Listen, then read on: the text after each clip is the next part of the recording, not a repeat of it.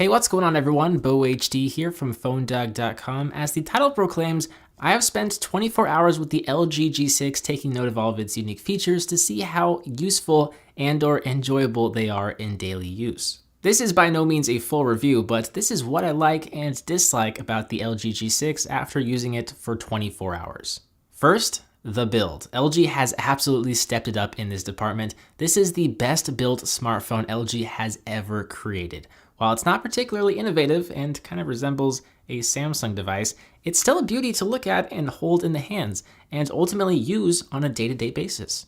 Now, I like to think I'm pretty careful with my tech, but even I am considering picking up a case for this device. I usually never throw my devices in a case, but I probably will with the LG G6. I enjoy the very noticeable use of metal around the sides of the phone. Also, there's no rattle or movement with the fingerprint scanner. If that sounds a little bit weird to mention, it's because the LG G5 scanner was a bit loose, making it feel more cheap and poorly built.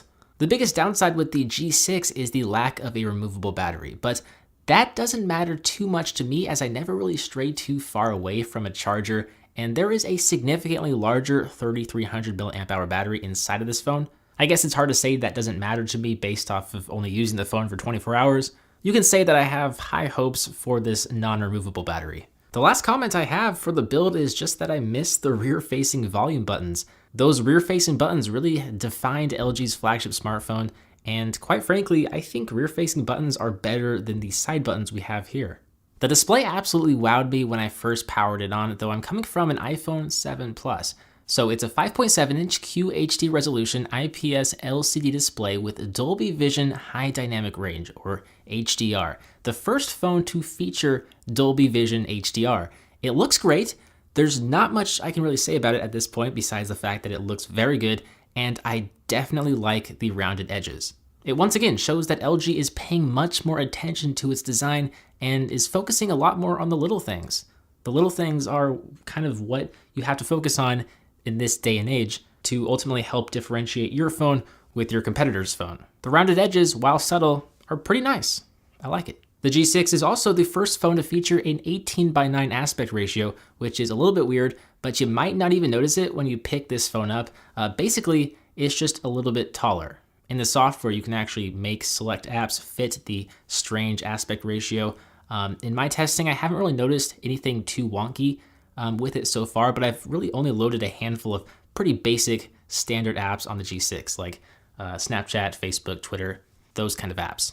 The only thing is that sometimes the top portion of an app will look a little bit stretched out. That's about it, really. Also, when you're watching a YouTube video, for example, there will be black bars on the left and right hand side, which is a little bit weird because usually if there are black bars at all, they'd be on the top and bottom.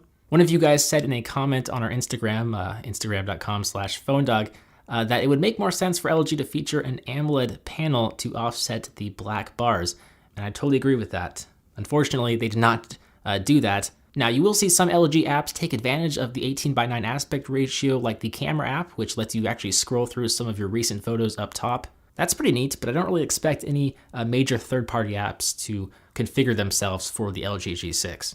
Now, the LG UX 6.0 is running on top of Android Nougat, and it isn't very bad based off first impressions. While I have noticed the rather big icons and the lack of an app drawer, I have been paying attention to a lot of the features available via Nougat. So I haven't really spent a whole lot of time in my 24 hours of using this device looking at LG's features. I've been testing Nougat's features. The G6 is the first non-Google phone to ship with the Google Assistant, so that's great to see, especially as someone who owns several Google Home units.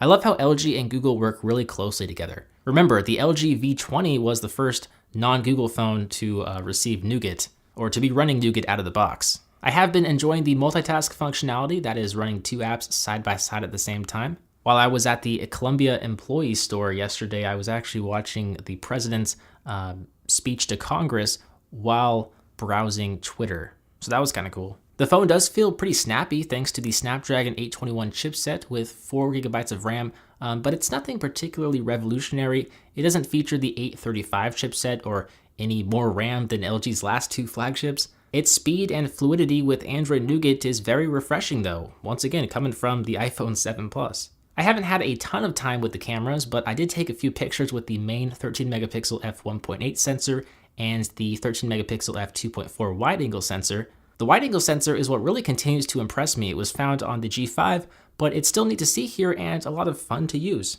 But I actually ended up using the 5 megapixel f2.2 front facing camera the most in my first 24 hours of using this phone, as I use Snapchat pretty frequently. I just love how wide it is. It feels like one of the widest front facing sensors I've ever used. So I'm writing this script now with the battery life at about 24% and the screen on time at about 3 hours. And that's after watching YouTube videos, listening to music with and without Bluetooth earphones. I was using the AirPods and they work just fine with this Android device. That includes multitasking and various social media updating. The battery life appears to be on the average side of things to slightly above average, but it's going to take obviously some more time testing this phone for me to really form a verdict on the battery life. I will say the speakers are surprisingly decent, even though the phone is IP68 water resistant and sound is only blasting out of the bottom right hand side of the phone. What is good to see, and I hate to mention it, is of course the headphone jack.